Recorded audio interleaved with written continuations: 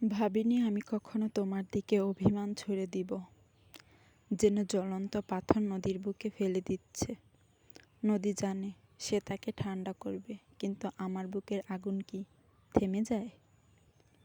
তুমি ছিলে আশ্রয়, অন্তরের আকাশের মতো, যেখানে ভোরের আলো মিশে যেত আমার সমস্ত অন্ধকার। আজ সেই আকাশে মেঘ জমে আছে।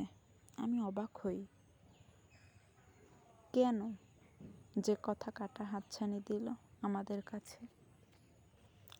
অভিমান তো আসলে কোনো অস্ত্র নয়, এক নিঃশব্দ আর্তনাদ, একটা দাগ যা রঙিন দিনের মাঝে কালো রেখা এঁকে দেয়।